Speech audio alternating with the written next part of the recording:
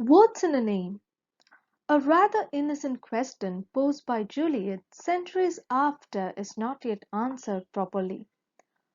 But one thing is clear: a name is a reminder, a key word when we walk down the memory lane. Ulysses is such a name, celebrated by Homer and many writers thereafter, and today we are going to know the usage put forth by Alfred Lord Tennyson, how he channelizes his view through this legendary character to his reader. Poetry is the best way of expression, whichever be the emotion. By taking the legend of Ulysses, Tennyson explores feelings from his own life.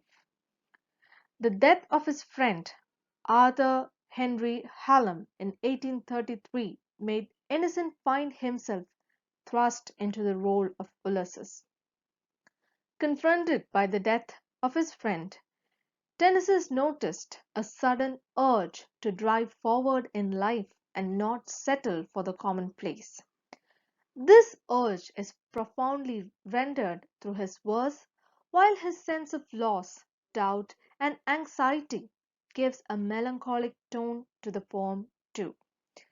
The dissatisfaction of the age, the lack of contentment, the unsurety of what to decide, the questioning of the fundamentals, the desire of the individual to thrive in every circumstance makes the poem an icon of the Victorian age as well. So, why Ulysses? Ulysses, also known as Odysseus, is a warrior from Homer's epic The Iliad and Odyssey. He is known for his heroism, his great contribution during the Trojan War. He is also remembered as the hero who urged to return home to his family. It was his driving force. Tennyson's portrayal of Ulysses is an antithesis to this war hero. The poet brings to the reader an alter version of Ulysses who feels home is a cage where his life is wasted. The difference in attitude highlights the importance of servitude and action in one's life. By focusing on the aged self of Ulysses, Tennyson succeeds in explaining the meaning of the poem. He urges every individual not to stop just because the body has begun to age. The mind should always have the energy, the readiness to go on any adventure. We should not hide ourselves in the comfort zone of one's life. We should step out, go beyond our limits, always. Let's quickly understand the poem. At the onset itself, the speaker says there is no profit in being an idle king. He feels like his home is a still hearth and a barren crag, which means a rock cliff which has no yield. He is aged, and so is his beloved wife and companions. He lives amidst the savage race who indulges in simple eating and sleeping, not knowing his worth. He then speaks of his past, of the times when he was happy and contented while being in pain and great suffering. He says even when the Hyades, the nearest constellation of stars, vexed or disturbed the seas, that is, even when fate was against him, he felt alive during ordeals despite whether it was on land or sea. He was someone who had a hungry heart, and no amount of experience would fill his need. He had seen much, had an eventful life. He is what his life made him, a part of all that he has met. He wonders how human world desires rest, to pause because it makes life dull. He feels like stopping before you need to end before your time is like getting rusted, losing the ability to shine at your prime. He acknowledges that it is impossible to be on the move always, but the spirit should always be there. The desire to know more, to indulge in the vast sea of knowledge should always be there. He equates knowledge to a sinking star, which lit up light in the dark. Pursuing knowledge makes an individual a beacon of light, and to master all branches of knowledge is to go beyond the human bound. Still, the will to gather should always be there. In the next stanza, he speaks about Telemachus, his son, and how Ulysses is leaving his scepter and isle to him. He praises his son for his good demeanor and composed temperament.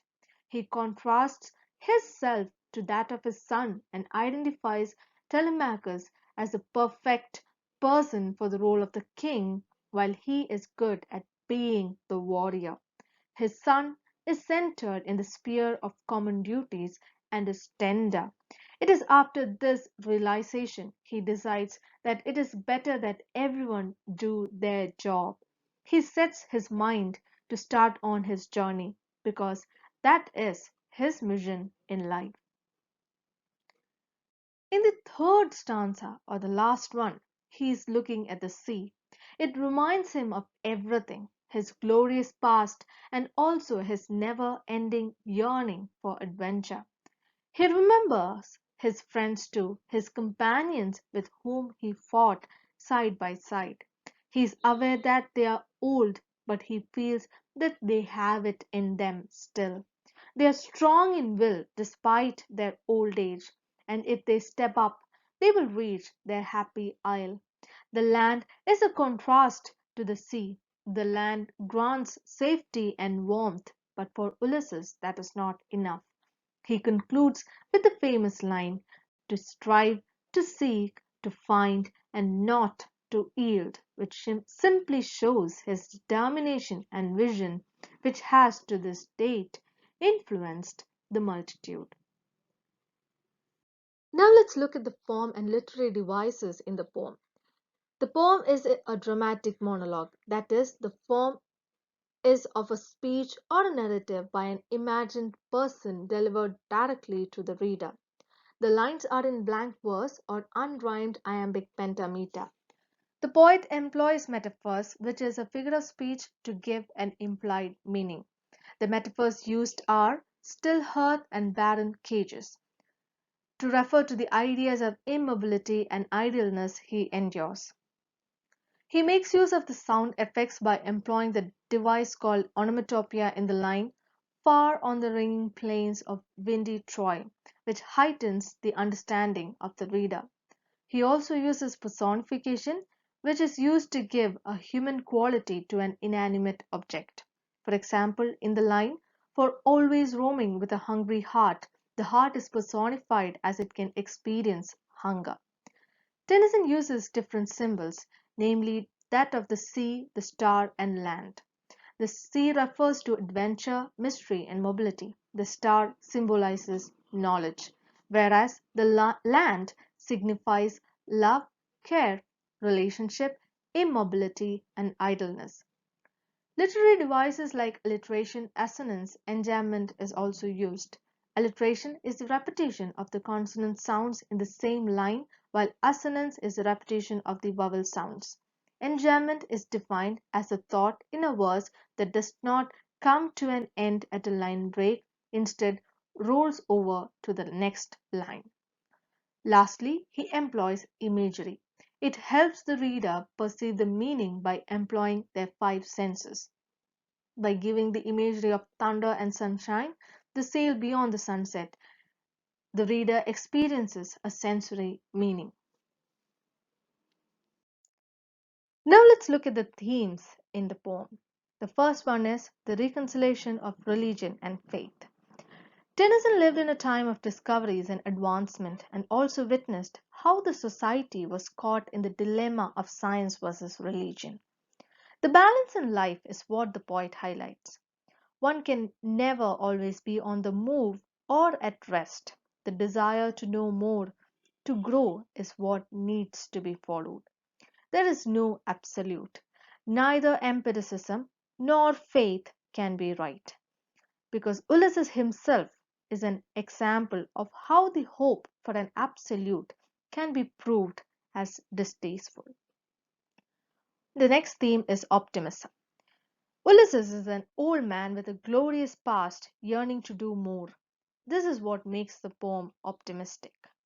His audacity to pursue his desire even after retirement is a source of great inspiration to all who feel they are not fit for what they truly desire.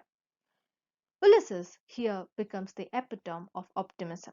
He repeatedly acknowledges that he is not as strong or sharp as before, but he has got his heart and his desire, so he will be able to. The next theme is brotherhood. When Ulysses decides to resume his journey, he remembers his companions, his fellow beings with whom he fought against the evils. He remembers Achilles and the many others. He feels that their presence would suffice all the shortcomings in their journey. True companionship is often a result that comes out when you overcome a great threat or surpass a great ordeal. The list of dangers Ulysses and his companions had is definitely long, which makes their bond so deep. Above all, the poet reminds us of the need of a support system. No individual can thrive alone. Their presence gives comfort while absence improves focus. For Tennyson, the loss of a friend was a driving force to compose this poem. It is only right to assume that the poet is showing his tribute to his friend, just like Ulysses when he remembers of his brothers. The next theme is perseverance.